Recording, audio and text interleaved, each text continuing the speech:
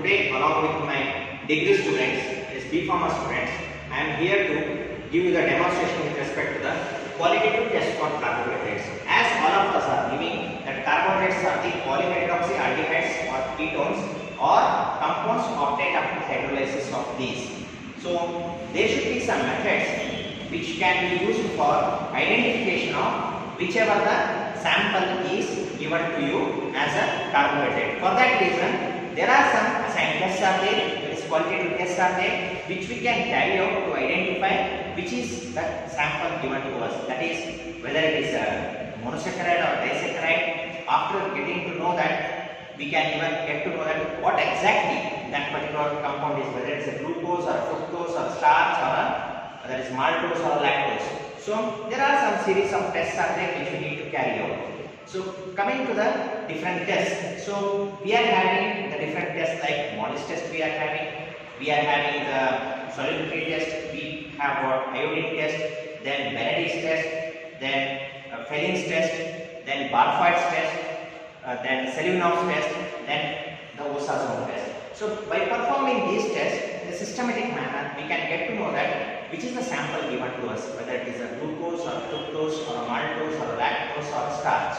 So coming with the different tests importance, when we perform a Mollis test, we can get to know that whether the given sample is carbohydrate or not. Okay, if the given sample is a carbohydrate, then our next procedure is to identify which is that. So during that process, we go for the solubility test. If in the solubility test, if we get to know that if the compound is soluble in the distilled water, then it shows that the compound is monosaccharide or a disaccharide. If it is insoluble, it shows that the compound is a polysaccharide. Then the next test is iodine test, which will help us to find out whether the given sample contains starch or not. Okay, that is a polysaccharide results.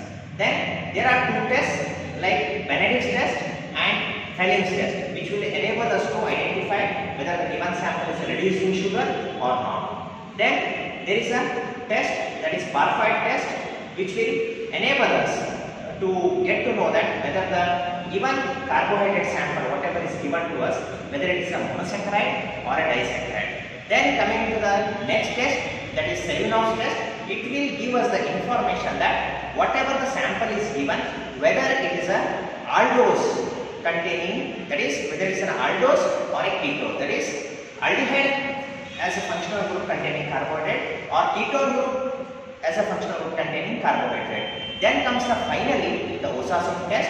It is basically is also called as vinyl hydrazine test, which will enable us to get to know that whether the given sample is a glucose or a fructose or a maltose or a lactose. That is, it is a final confirmatory test. How we are doing that? Our students will explain the same thing, and the crystals, based on the types of the crystals formed, we will be able to tell whether it is a glucose or a fructose or a maltose or lactose. For example, for glucose and fructose, we get a yellowish needle shaped crystals, whereas for maltose we get the powder puff shaped crystals, whereas for the lactose we get a yellowish ball prick needle with the such type of the crystals. Okay, with this brief information, now I will call upon my students to give the demonstration with respect to the identification or the qualitative test for the carbohydrates.